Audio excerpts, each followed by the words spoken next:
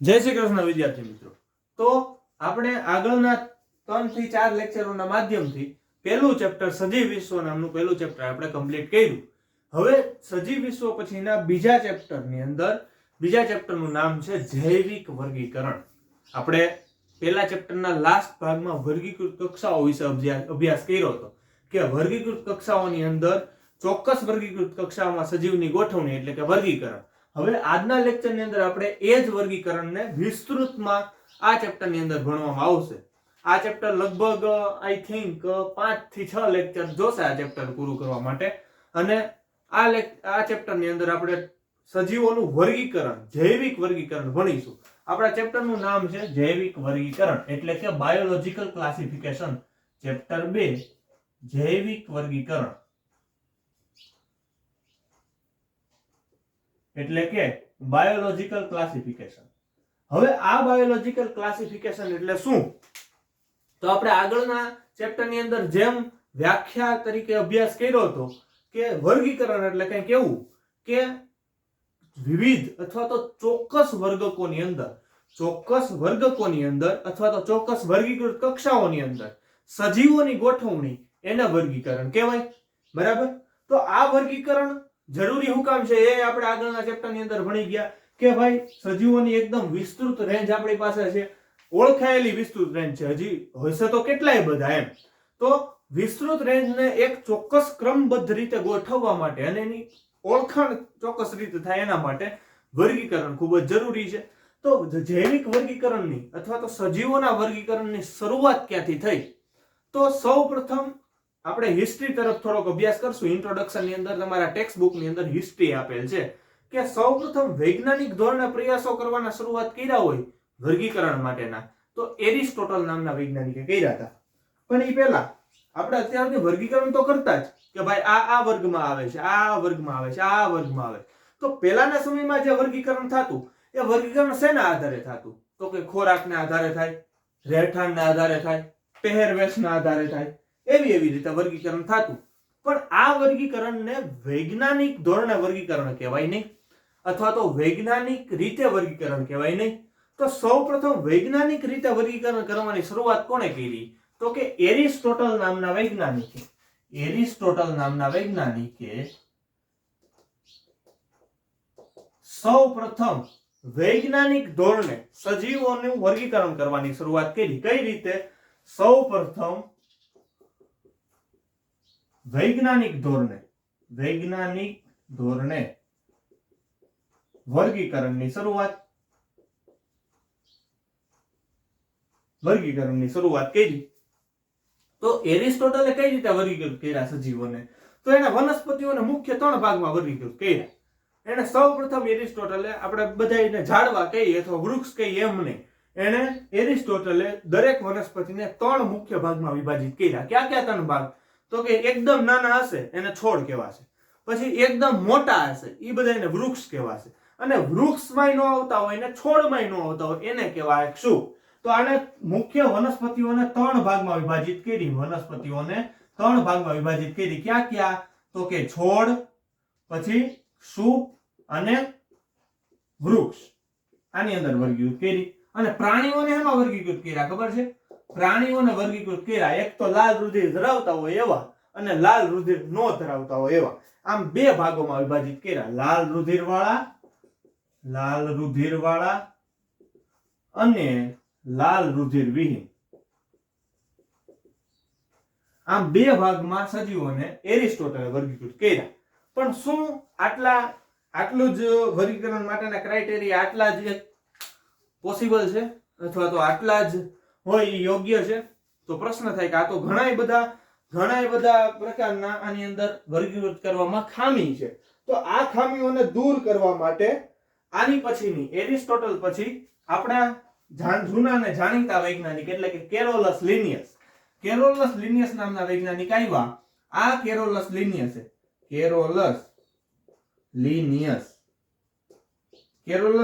નામના વૈજ્ઞાનિક આવ્યા। એને શું આપ્યું? તો કે જેમ પહેલા ચેપ્ટર મુજબ જોઈએ તો કેરોલસ લિનિયસે દ્વિનામી નામકરણ પદ્ધતિ આપી હતી જીવશાસ્ત્રીય નામની। પણ વર્ગીકરણમાં શું ફાળો છે કેરોલસ લિનિયસનો? તો કે કેરોલસ લિનિયસ નામના વૈજ્ઞાનિકે વર્ગીકરણની અંદર દ્વિસૃષ્ટીય વર્ગીકરણ આપ્યું. દ્વિસૃષ્ટીય વર્ગીકરણ આપ્યું. એને શું આપ્યું? દ્વિસૃષ્ટીય વર્ગીકરણ. દ્વિસૃષ્ટી વર્ગીકરણ. બરાબર. અને કેરોલસ લિનિયસે સૌપ્રથમ વર્ગીકરણ માટે એકદમ વૈજ્ઞાનિક ધોરણે પ્રયત્ન કર્યા. એટલે કેરોલસ લિનિયસને વર્ગીકરણ વિદ્યાના પિતા તરીકે ઓળખવામાં આવે છે. આને શું કહેવાશે? તો કે વર્ગીકરણના પિતા. વર્ગીકરણના પિતા. પિતા નહીં, પિતા. વર્ગીકરણના પિતા. બરાબર. તો કેરોલસ લિનિયસ નામના વૈજ્ઞાનિકને વર્ગીકરણના પિતા તરીકે ઓળખવામાં આવે છે. અને બે સૃષ્ટિય વર્ગીકરણ એટલે કે two Kingdom classification Carolus Linnaeus નામના વૈજ્ઞાનિકે આપ્યું. એને કઈ બે સૃષ્ટિમાં વર્ગીકૃત કર્યા સજીવોને? તો કે એક તો વનસ્પતિ સૃષ્ટિ અને બીજી સૃષ્ટિ પ્રાણી સૃષ્ટિ. એક તો વનસ્પતિ સૃષ્ટિ, બરાબર, અને બીજું પ્રાણી સૃષ્ટિ.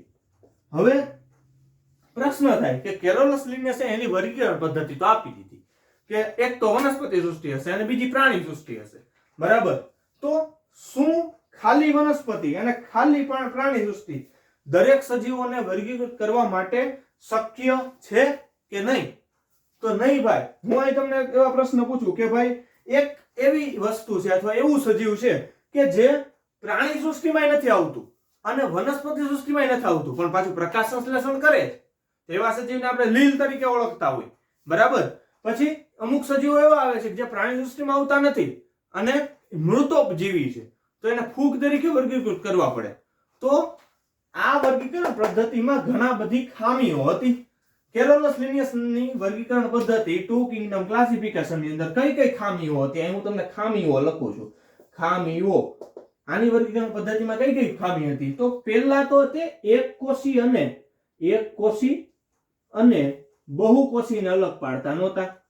બહુકોષીને અલગ પાડતા નહોતા. બરાબર છે. એકકોષી સજીવોને અને બહુકોષીય સજીવોને કેરોલસ લિનિયસની પદ્ધતિ અલગ પાડી શકતી નહોતી, બરાબર. બીજું શું ખામી હતી? તો કે સુકોષ કેન્દ્રી કોષ અને આદિકોષ કેન્દ્રી કોષ વાળા સજીવોને પણ આ પદ્ધતિ અલગ પાડી શકતી નહોતી. હવે કઈ રીતે? તમને આ પ્રશ્ન થાય કે સુકોષ કેન્દ્રી કોષ અને આદિકોષ કેન્દ્રી કોષ એટલે કેવા કોષ હોય છે? તો હું તમને 2 મિનિટમાં ફટાફટ સમજાવી દઉં કે સુકોષ કેન્દ્રી કોષ એટલે એવા કોષ કે જે કોષના કોષ કેન્દ્રની ફરતે. સુકોષ કેન્દ્રી કોષ એટલે એવા કોષ, આપણે 8મા ચેપ્ટરની અંદર કોષ નામના ચેપ્ટરની અંદર આ વિસ્તૃતમાં ભણશું. પણ સુકોષ કેન્દ્રી કોષ એટલે એવા કોષ કે જેના કોષ કેન્દ્ર ફરતે, જે કોષના કોષ કેન્દ્ર ફરતે સંપૂર્ણ વિકસિત કોષ કેન્દ્ર પટલ આવેલું હોય, આવા કોષને સુકોષ કેન્દ્રી કોષ કહેવાય. સંપૂર્ણ વિકસિત પટલ અથવા તો સંપૂર્ણ વિકસિત અલગ અલગ અંગિકાઓ એટલે કે ઓર્ગેનલ્સ ઈ આવેલી હોય એને સુકોષ કેન્દ્રી કોષ કહેવાય. અને જે કોષની અંદર સંપૂર્ણ વિકસિત કોષ કેન્દ્ર પટલ ન હોય અથવા તો અપૂર્ણ વિકસિત કોષ કેન્દ્ર પટલ હોય એવા કોષને આદિકોષ કેન્દ્રી કોષ કહેવાય, બરાબર. તો કેરોલસ લિનિયસની પદ્ધતિ છે ને એકકોષીને અને બહુકોષીને નોખા નહોતી પાડી શકતી અને આદિકોષ કેન્દ્રી અને સુકોષ કેન્દ્રીને અલગ પાડી શકતી નહોતી. આદિકોષ કેન્દ્રી અને સુકોષ કેન્દ્રી કોષને પણ અલગ પાડી શકતી નહોતી, બરાબર.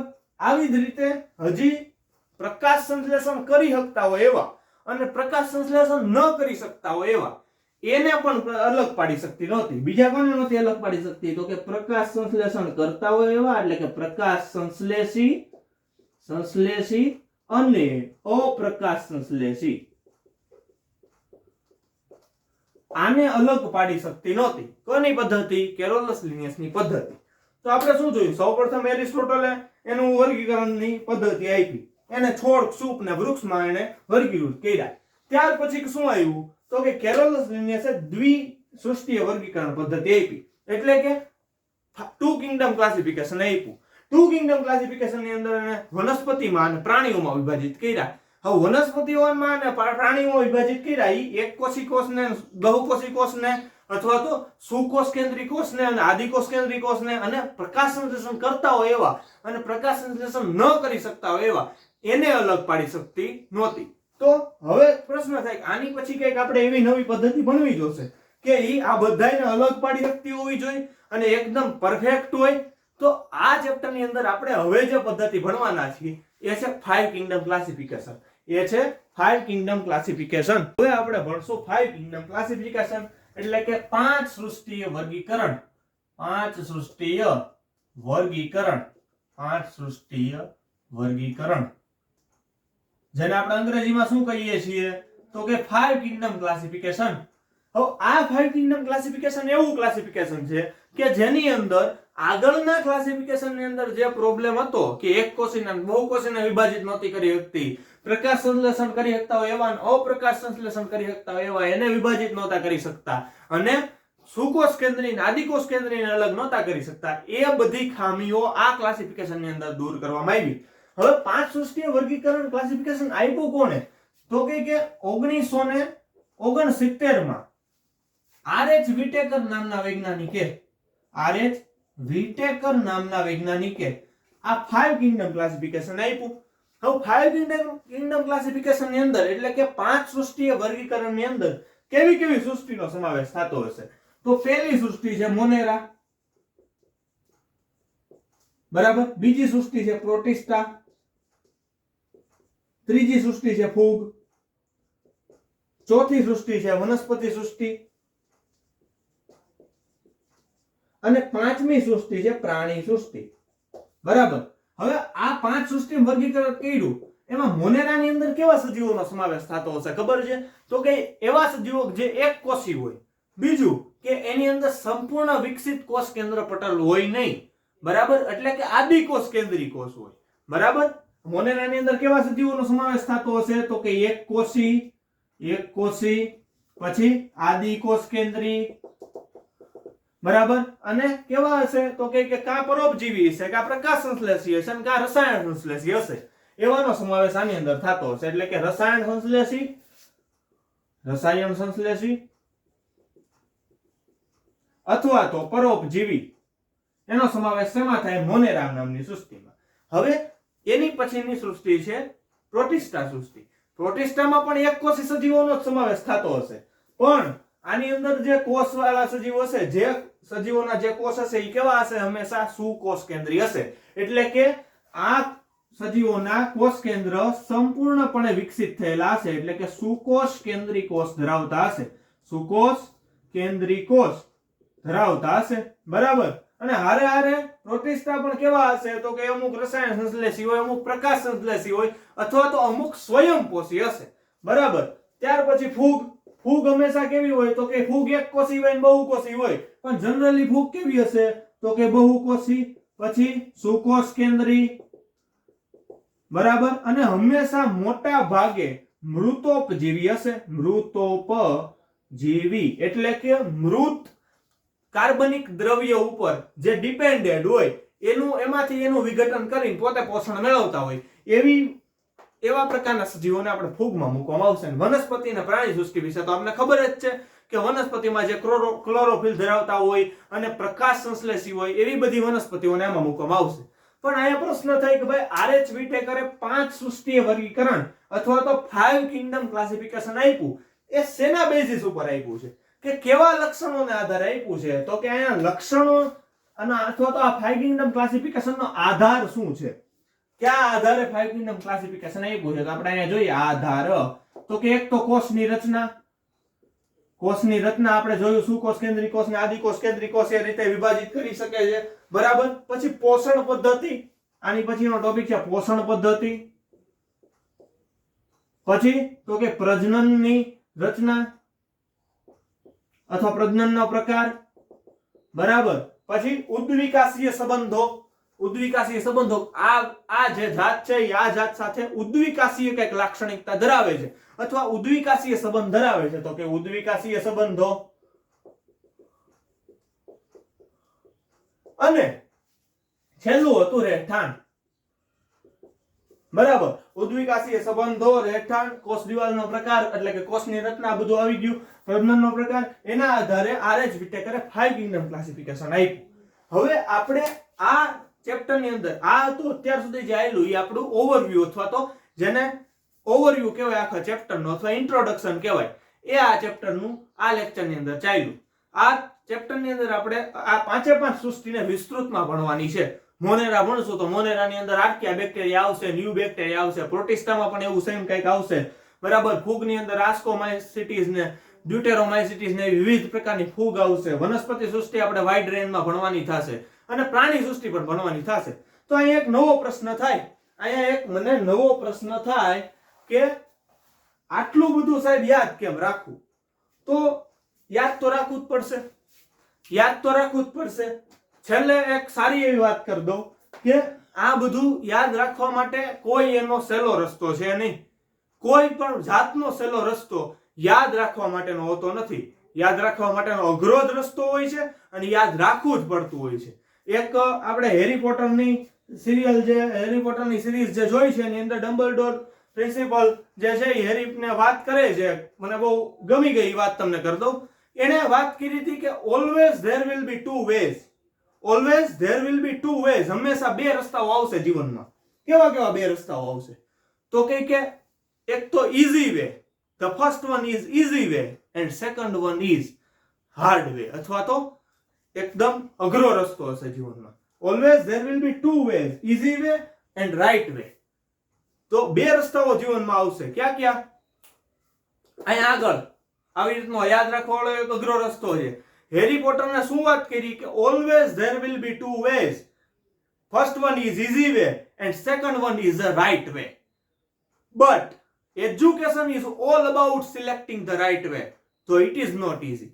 તો કહેવાનો મતલબ એવું છે કે એજ્યુકેશન છે એ વ્યક્તિને આપવું હું કામ જોઈએ, વ્યક્તિએ લેવું હું કામ જોઈએ કે કટોકટીની ક્ષણમાં વ્યક્તિ સાચો નિર્ણય લઈ શકે, નહીં કે સહેલો. સાચો રસ્તો પકડી શકે, નહીં કે સહેલો. અને સાચો રસ્તો હંમેશા અઘરો હશે, બરાબર. Education is all about selecting the right way, though it is not easy. Education છે એટલા માટે છે કે તમે સાચો રસ્તો પસંદ કરી શકો, અને ઈ ક્યારે ઈઝી હશે નહીં. તો આજના લેક્ચરની અંદર મેં બીજા ચેપ્ટરનું ઇન્ટ્રોડક્શન આપ્યું, એ તમે સારી રીતે સમજી શકો અને આગળ આપણે આવી રીતે ભણતા રહીએ એવી આશા સાથે. Thank you.